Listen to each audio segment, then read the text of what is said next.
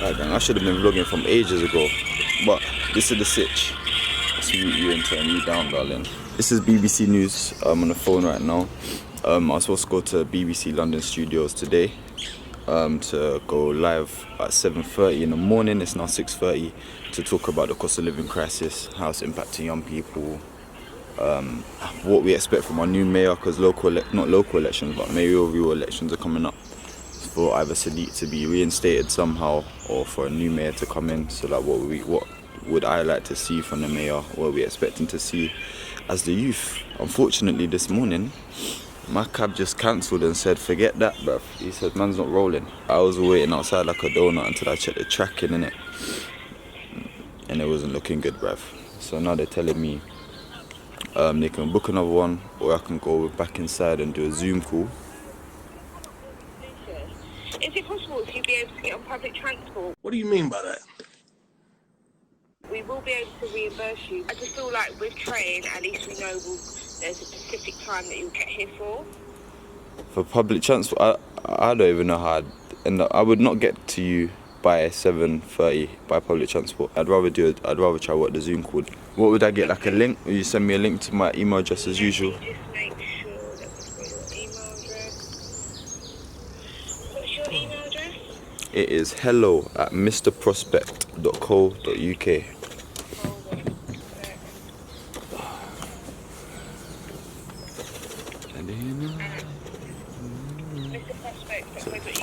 Yeah, mrprospect.co.uk. And then just do it on Zoom, yeah? Yeah, that's no problem. Make sure you sue that company for not having me there. I was looking forward to seeing your amazing faces today, man. No, usually that is the case. I'm really sorry about this, honestly, I really am. Okay. Let's hold the meds quickly. Man, listen. Fire and red cards for my man. I can't believe that. What's the time, man?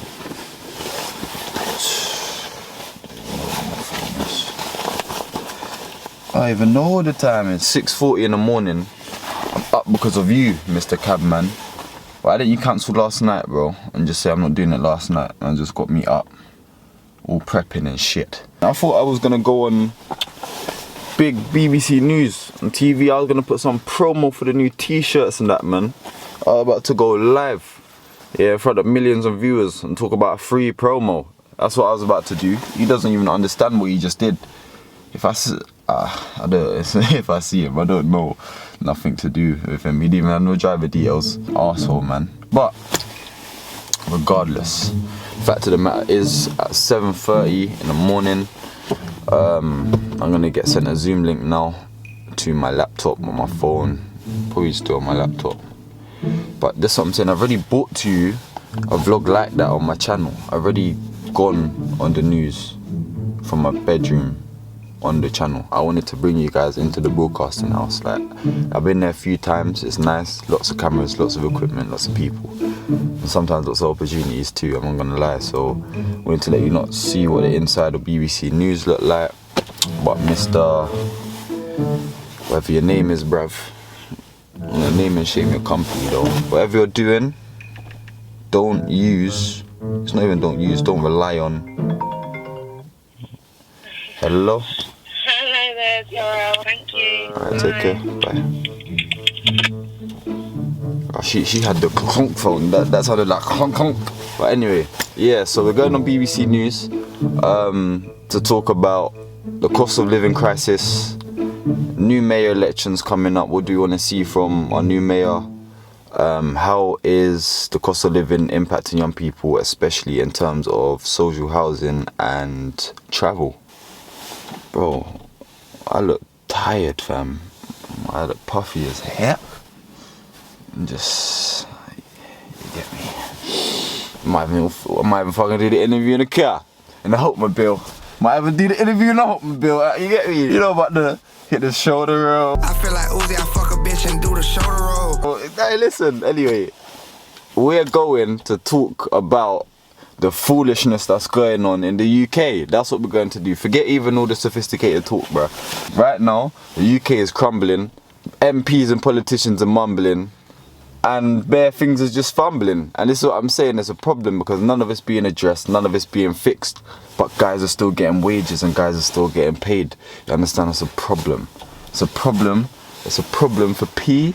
It's a problem for me. You understand what I'm saying? It's a problem for we. So right about now, ladies and gentlemen, man's about to go up on there and just say, listen, freestyling, I speak to a lot of young people, I engage with a lot of young people. You understand? I know from their perspective what some of the issues are, and I've got my own personal perspective and my own personal opinion. You understand? I like this. The eyes are the window to the soul.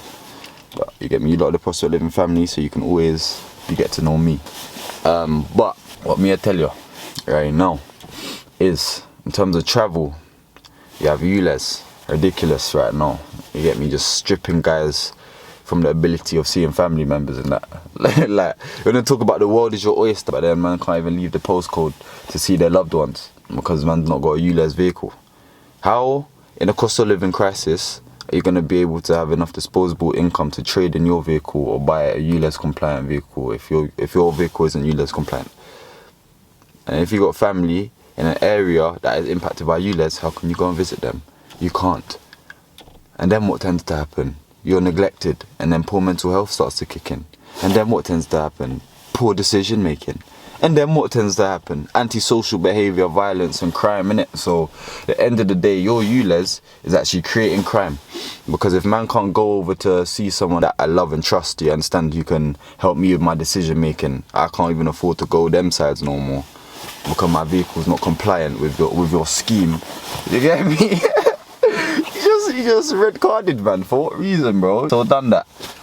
Oyster card, travel, mad right now. Kids are telling me, you get me, they gotta choose whether they travel to the destination that they're going to or pay to do the activity at the destination that they're going to. It's either one or the or. Like, do I pay to get there or do I eat when I get there? These are not choices that kids should have to be making. These are not choices that makes one feel like they are living a life worth living.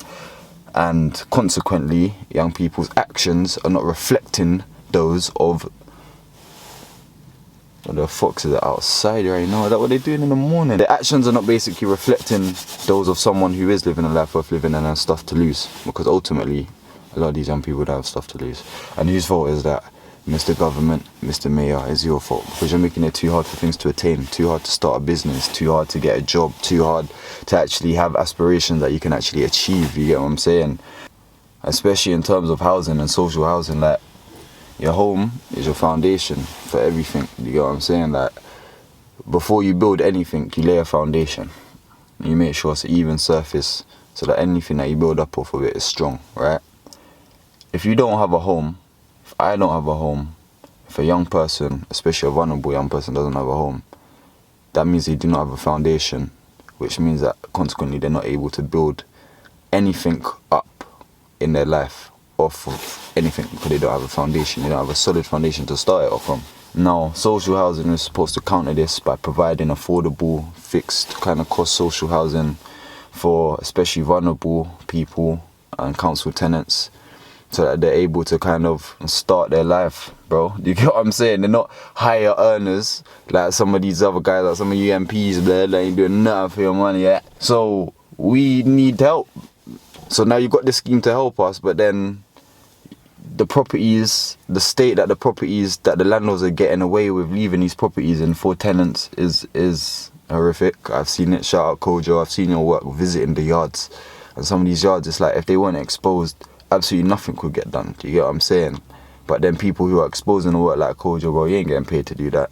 So how sustainable can you do that? How long can you do that for before my man has to say, rah, there's a cost of living crisis, I need to go and actually do something else? And then we've lost the Panther for what? So my thing is, rah, the state of social housing at the moment is poor. The amount of social housing available to vulnerable people is inadequate. There's a shortfall that needs filling, and I feel like there needs to be research done into what that shortfall looks like, so that we can see how large that shortfall actually is, and then we can see what type of immediate effect we actually need to take in terms of incentivizing landlords to transform their properties into social housing properties rather than private renting, and then like giving them an incentive quarterly or something like that for doing so. Like, we need to know what the shortfall is so that we know what type of measures we need to take to counter-react how bad the state of London is getting. because young people who do not have a foundation cannot build up anything in their life. They're unsettled and they don't feel comfortable, or nor do they have a home in their own communities. Like, community is not even, I got you start using the word neighborhood, because there's no community, it's a neighborhood. Understand? We don't feel comfortable in our neighborhood, and this isn't a community. That's what I'm saying live right now. So right now, social housing should be available for young people so that they can feel comfortable in their communities. And when young people feel comfortable in their communities, you'll likely see that they do not tear down their communities because they feel comfortable and a part of it. We don't feel comfortable or a part of these neighborhoods, hence the reason we tear them the fuck down, you understand? Graffiti up that shit. You think if you gave me a little job opportunity to start building or having input into what my community looks like, or where parks go, or what's inside parks, or what buildings go where, do you think I'm gonna have my people graffitiing up the place, bro? Say, have some respect, bro. Well, if you're just gonna gentrify up the area of new builds that man can't afford and kick man out and force man into the gully Gaza, bro, you get me, man's not gonna back my eyelids. You get me, when I see niggas spray painting up, pissing up, spitting, sexing up the block, everything, because it's not ours. You get me? It's not mine. You get me? That's the attitude. It's not my attitude personally, but it's not mine. You get me? That's the people. It's not mine. You get me? So you gotta give them a stake in the community if you want them to respect it. If I'm honest, that's my personal opinion in it. And then not disallowing them from being able to freely travel between communities to visit their loved ones, their friends, amongst especially a cost of living crisis, where if anything, our mayor could be subsidising travel so that we do have more disposable income for other things that we may need. Examples being clothes, food, to pay rent, because I know opportunity cost sometimes for some people is, do I pay rent or do I have ample food for this month? God forbid our circumstances ever get that bad, and thank God that we're blessed, to understand. By the end of the day, the people man rock with and the clients that man's had, you get me, and the young people man deal with, you understand, some of them in rocky sitches. And when you see the situation, it's more than what you can comprehend, brother. So you'll start to kind of see why they start to condone certain behaviours or start to do certain things to earn their cash in. Because at the end of the day, it's not nice. Not nice. Not nice. You get me? So that's what I kind of got to say. And what I like to see from the mayor is not yappity yapper. I want to see kerfuffle, bro. I want to see dedication, commitment on paper, and public like announcements. You get me? Come to the forefront of the public and chat to us, innit? Tell us what it is. I want them to go do the research. I want you to go and do the research. Go to every borough and commission your council, so you don't even need to do the whole work directly as the mayor. Make your councils provide you with a survey and an audit of how many young people are homeless in each borough, plus how many young people are in need of supported accommodation and housing services. Then, with those results, once you get the number and the figures, the hundreds of thousands, likely, speak to our landlords in the property sector and see how many properties we actually have available for supported accommodation and for social housing. And I expect there to be a shortfall.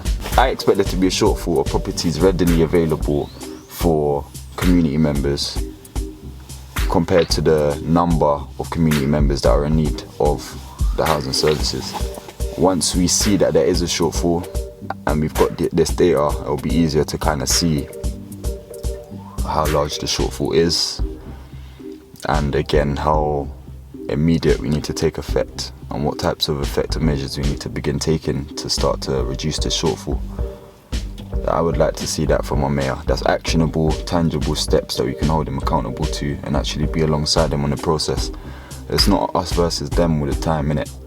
If they actually started to listen to community members a little bit more, then we could actually work collaboratively with these MPs and that to achieve a common goal, which is to level up our communities, but they've got their own agendas, man.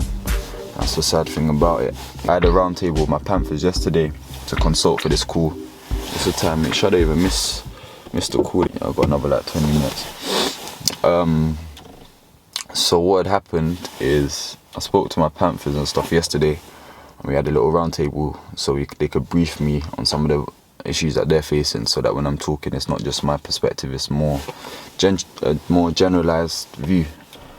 And what they were sharing with me is that transport is an issue, even down to get the admin fee to even acquire an Oyster card apparently is an issue for some young people, which is proper a problem, because that's like £10 or something like that. That's mad. So personally, my solution, what I would suggest, is having like work travel cards, or productivity travel cards. I don't know what you call it, work scheme travel cards. But what this would basically do is allow people who are lower income, who are actually working, students who are still studying, and young people like within my age bracket, for example, that are actively seeking work, going to like job interviews, going to apprenticeships or in university. They're able to actually apply and get work travel cards, which are temporary cards that are allocated to you whilst you complete your assignment, basically. So whilst you are completing your apprenticeship for the 3 years, you have a travel card, a work travel card, which is subsidized travel for those 3 years for you to get to and from your place of work, and around where you need to go. If you are on universal credit or on benefits, and you are seeking, like you have commitments and stuff in your journal, you can get a work travel card, so that when you're traveling to and from these job interviews or training, you're a little bit more incentivized to go, because you can be optimistic and broke at the same time. So you can be optimistic and see casting calls in West London, Shoreditch, which is great, but when you're traveling to central London, especially from the south side, sometimes taking certain trains and train lines, it comes up to like £10 routes away per way, you get me, sometimes. So you can be optimistic trying to get a job and trying to better your life, but if you actually have to resort to traveling to another community in pursuit of these opportunities, you're going to end up being punished, you get me, for being optimist. Man's an optimist, it's too early, man, because it's like, raw, I want this opportunity, I want to travel to go there to make use of it and utilize it, but man can't afford to get there. And if I pay to get there, I can't eat. And if I can't eat, I'm not even going to show up the best, you get me? I might not even, it's just backwards. Like, all of this thinking for a young person, again, the brand Prospect Living, right? Dessa, living a life worth living, are the things that we're talking about. They do not make somebody feel as if they're living a life worth living, and therefore they don't feel empowered to do anything. And that's why you got bare kids out there doing nothing, because you made it too difficult to do stuff. And that is the problem. That is the problem, innit? Excuse my rant. Good morning, Prospect Living family. I'm hungry, bro. At least I can go back inside. I might fry an egg or something, rude boy. I don't even know, man. Let me tell you why I eat at least 10 eggs a day. Fucking protein, powders and protein. Bun that cab driver though, fire for him. Devil. Arsehole. Alright, anything, I'm not sure if I'll bring you lot watching me sit down and talk to a phone. It's dope, but you know what? You guys might want, like, not interview training, but training on how to answer certain questions in a sophisticated and articulate manner that allows you to still get across your point without taking up too much time and still remaining interesting. Sometimes I can blabber on about stuff, but that's because it's in my channel. I do what I want, when I want, how I want. But I don't have to do that. I can keep it brief, but I just find that when I keep it brief, you don't really get the full extent of what I'm actually saying. I want to make sure that you grasp the concept of what I'm saying. Do you definitely get it? Because if not, let me explain it again, innit?